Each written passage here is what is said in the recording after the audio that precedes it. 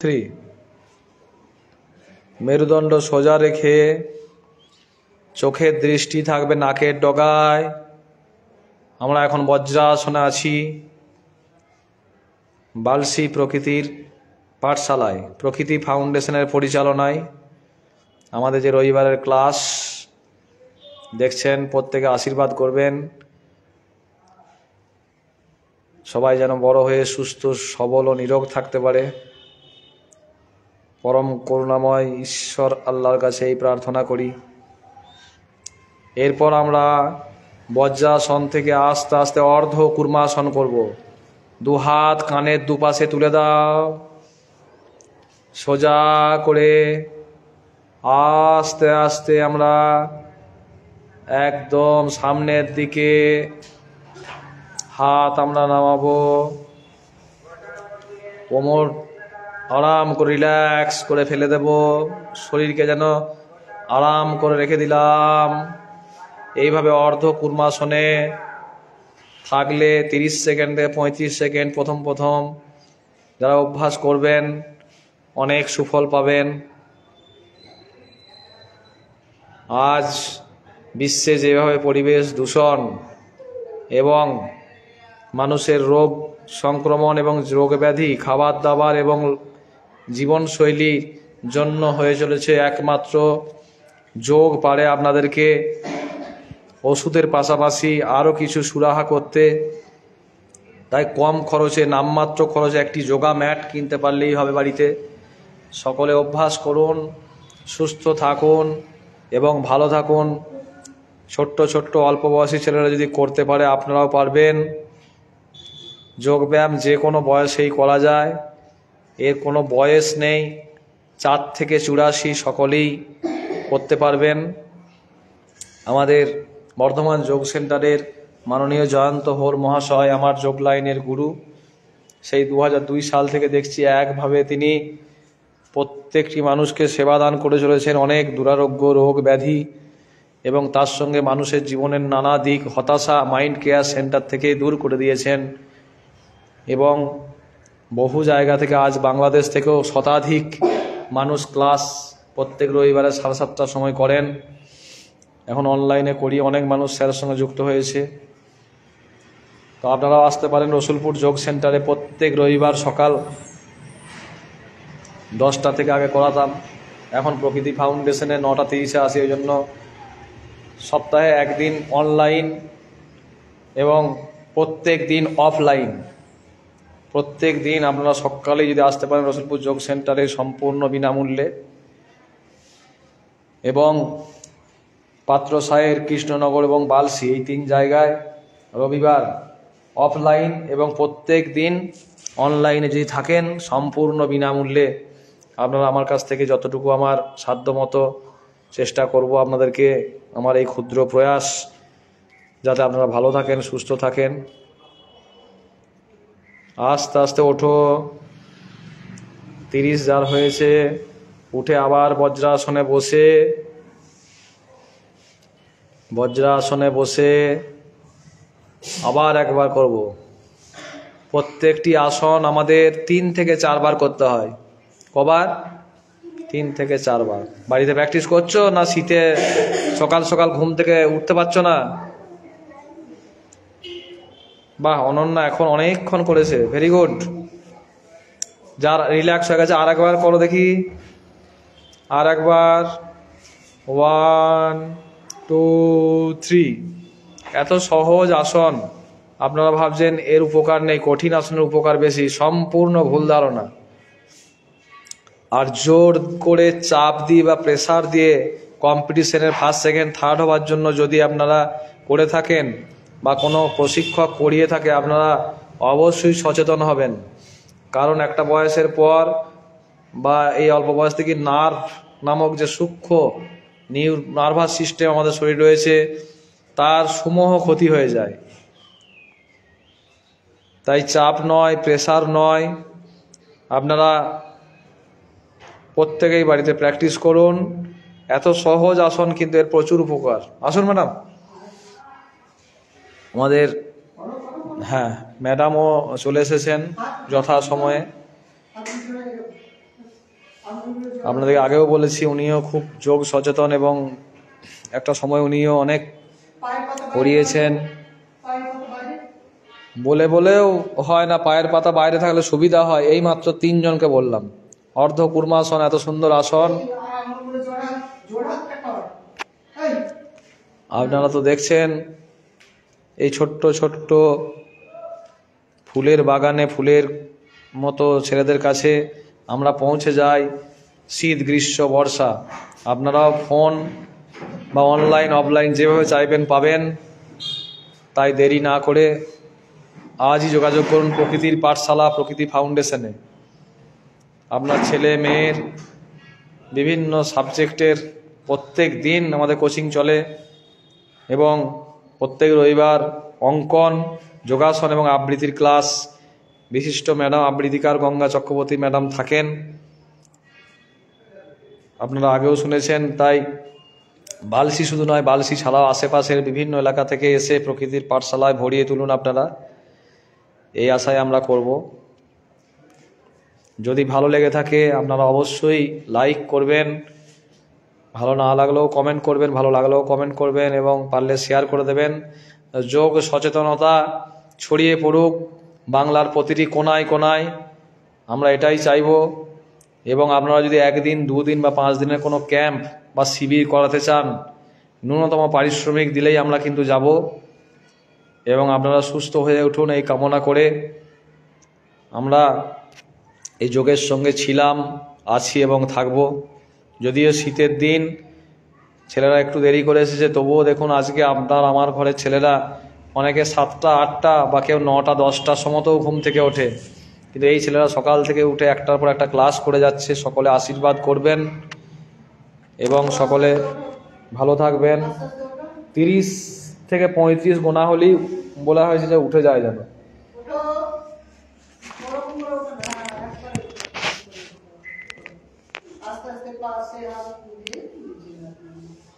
লাল লাল সাদা সোয়েটার, হাত তোলো তুমি। লাল সাদা সোয়েটার কার? হ্যাঁ, তুমি, তোমারটা সবসময় হয়ে যাচ্ছে।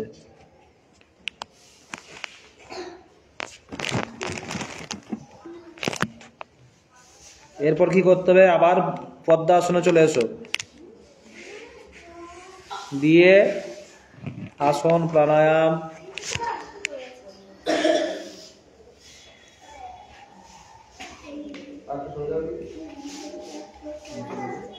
পদ্মাসনে বসে প্রার্থনা দিয়ে শেষ করবো। পদ্মাসনে বসেছ, পা দিয়ে সময় আরাম হয়েছে। আজ অনেকক্ষণ করে স্টে করেছিল প্রত্যেকটা আসন। অর্ধ পূর্বাসনে যতক্ষণ বলছি অনন্যান্ত খুব ভালো করছে। পা মিলে রেডি করে আমরা আবার পদ্মাসনে চলে আসবো। বা কারো যদি খুব অসুবিধা হয়ে যাবে, পারছো না তো, তুমি এরকম করে একটা পা তুমি এরকম, ওইটাই তোমার আসন। যদি না ওটাও কষ্ট হয়, প্রার্থনার সময় যে কোনো আসনে বললেই হবে। হ্যাঁ, প্রার্থনা তো আজকে তুমি নির্মল করো মঙ্গল করে বললো, আমি নাই নাই কত শান্ত বিষয় ভালো হয় না পরিবেশটা। আমরা পর 10 বার নিঃশ্বাস নিব। যদি লং করতে পারো 5 বার নিলেও হবে, বাড়িতে 10 বার করবে। হ্যাঁ, খুব বলে নিঃশ্বাস নাও। যদি এরকম পছন্দ করে এরকম করতে পারো, আবার ছাড়ো, ছাড়ার সময় পেটে ঢুকে যাবে।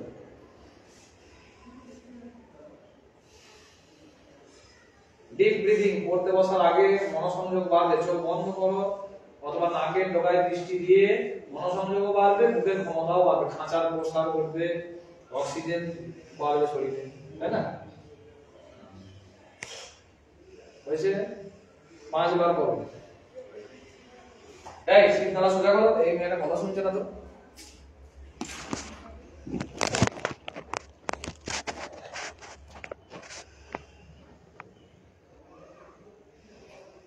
হয়েছে? এরপর ওম ধ্বনি। অনেকে লুকিয়ে লুকিয়ে বেশি নিঃশ্বাস নিয়ে 2 বার করে দাও, ম্যাডাম আমাকে করে আমিও করেছি। হ্যাঁ, কি করবেন? একবার ভালো করে নিঃশ্বাস নাও, যতটুকু পারবে।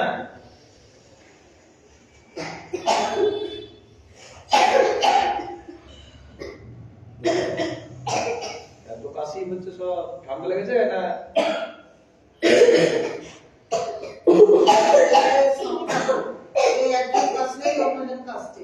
ঠিক আছে। যোগ চিত্তবৃত্তি নিরোধ।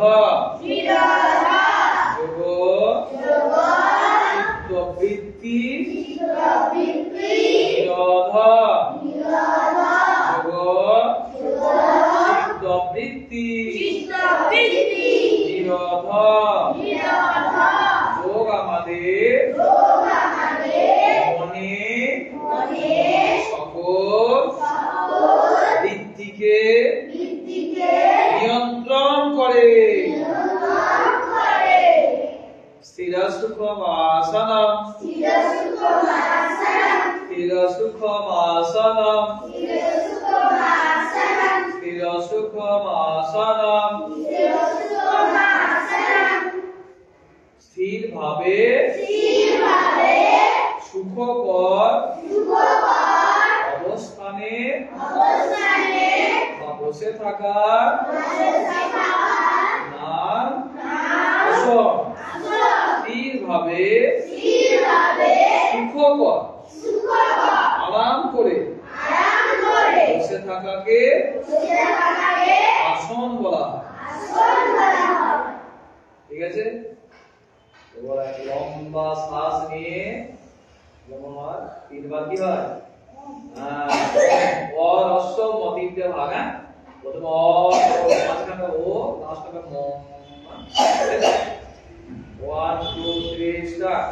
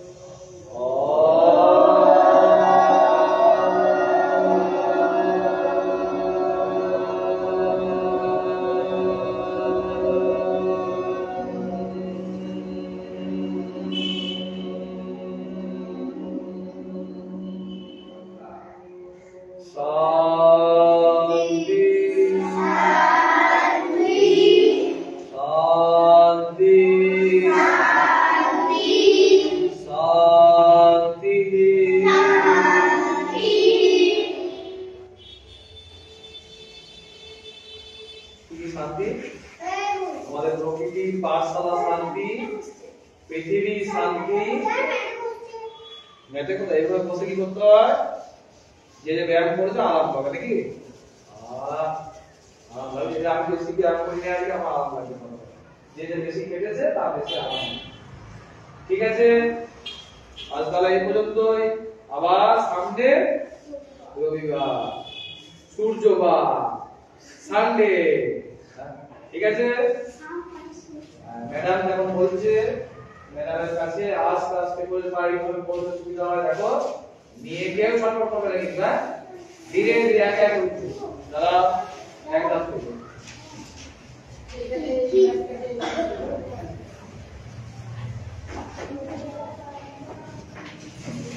আচ্ছা আমাদের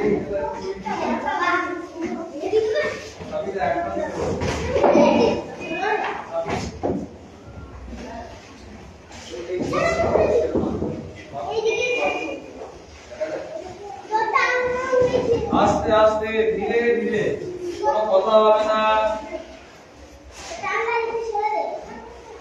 জয় গুরু, সকলে ভালো থাকবেন, সুস্থ থাকবেন।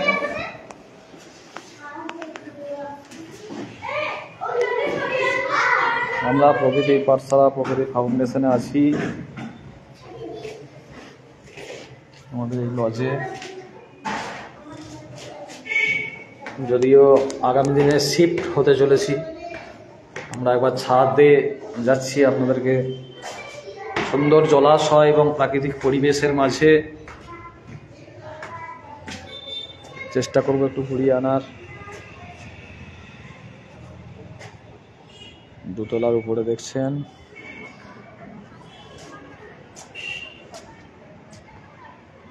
শীতকালে মাঝে মাঝে ছাদেও ফ্রি হ্যান্ড এক্সারসাইজ বা ওই নিচেতেও করানো হতো আগে।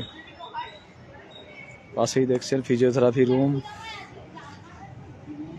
এবং টাটা কোম্পানির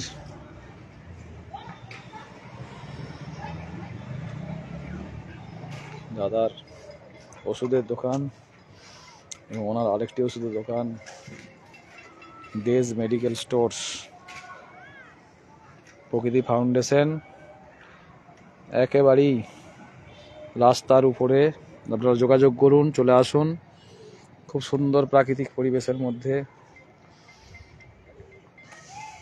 এই প্রকৃতির পাঠশালায় আপনার শিশু প্রকৃতির কোলে যেমন বড় হয় সেইভাবেই গড়ে উঠবে। পুকুরের অপোজিটে বালসি হাই স্কুল এবং প্রাইমারি স্কুল। বিভিন্ন সময় কম্পিটিশনের জন্য সহৃদয় মাস্টারমশাইরা অবশ্যই আমাদেরকে হেল্প করেন। আস্তে আস্তে যাও। সুন্দর বাথরুম সহ সুপ্রশস্ত আমাদের এই জলাশয়ের পাশে ছাদ এবং বালসি হাই স্কুল। এই দিঘির পূর্ব দিকে আর আমাদের এই লজ হচ্ছে পশ্চিম দিকে। সুন্দর জলাশয়ের মধ্যে প্রাকৃতিক পরিবেশে প্রকৃতির পাঠশালা। এতদিন আমরা 1 বছর ধরে আমি এখানে আসছি এবং স্যারদের ম্যাডামদের সুন্দর ব্যবহার আমাদেরকে আকৃষ্ট করে যে আপনার সন্তানটিকে পাঠান, প্রয়োজন হলে একদিন এসে দেখে যান।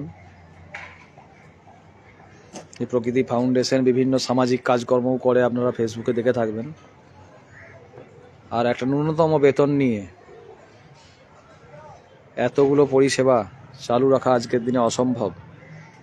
তাই অসম্ভবকে সম্ভব করে তুলেছে প্রকৃতির পাঠশালা, প্রকৃতি ফাউন্ডেশন। যদি আপনারা সরাসরি কিছু কথা বলতে চান বা কোনো কিছু দান করতে চান, অবশ্যই যোগাযোগ করবেন। বন্ধুগণ, সকলকে জানাই সাদর আমন্ত্রণ প্রকৃতি ফাউন্ডেশন, প্রকৃতির পাঠশালায় আসার জন্য। সমাজের সকল স্তরের ধনী থেকে দরিদ্র, জাতি, ধর্ম, দল, মত নির্বিশেষে সকলেই আসুন। আপনার সন্তানকে সুসন্তান হিসেবে গড়ে তোলার জন্য অনেক প্রচেষ্টাই আপনারা করেন, তারই একটি অঙ্গ ছোটোখাটো রূপ দেওয়ার চেষ্টা করেছি বালসি হাই স্কুলের অপোজিটে, অর্থাৎ দিঘির পশ্চিম পাড়ে, বালসের তলা থেকে খুবই কাছে, একেবারে রোডের উপরেতে আমাদের এই প্রকৃতি ফাউন্ডেশন ক্লাস চলছে সপ্তাহে প্রত্যেক দিন। আর রবিবারে আমাদের সাংস্কৃতিক ক্লাস তথা অঙ্কন, যোগাসন, ফ্রি হ্যান্ড এক্সারসাইজ এবং আবৃত্তির ক্লাস হয়। এবং সপ্তাহে আর একদিন শনিবার ক্যারাটার ক্লাসও হয়ে থাকে।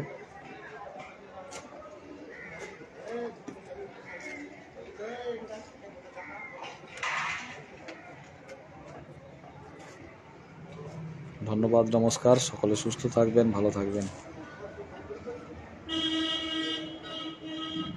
আমরা আবৃত্তি ক্লাসটা কিছুটা দেখানোর চেষ্টা করব, দেখা যাক।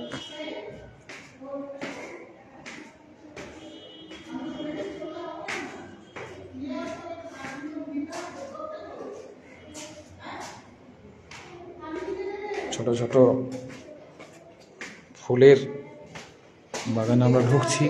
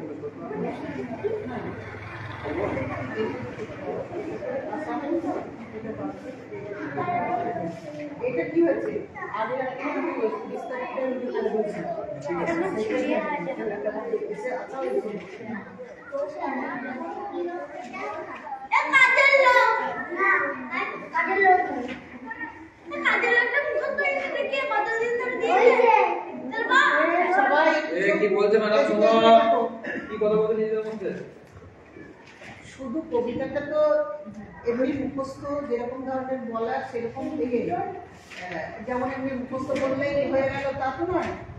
আমার মনে রাখা একটা পয়েন্ট, মনে রাখতে হবে, সেটাকে বলে স্মৃতি। স্মৃতির ঘরে পুরোটা সুন্দর করে মনে রাখতে হবে। এরপরে কি হয় না, পার্ট 2-তে কমা পূর্ণচ্ছেদ, যেখানে কমা, শোন না কথাটা, যেখানে কমা সেখানে একটু থামবো, যেখানে পূর্ণচ্ছেদ সেখানে বেশি করে থামবো। আবার যেখানে কি আছে জিজ্ঞাসা চিহ্ন আছে সেখানে আমি জিজ্ঞাসা করার মতন করে বলবো। যেখানে বিস্ময়সূচক চিহ্ন আছে তখন বিস্ময়সূচক বলতে এই লম্বা একটা গাড়ি, তার নিচে একটা, এটা বলে বিস্ময়সূচক চিহ্ন।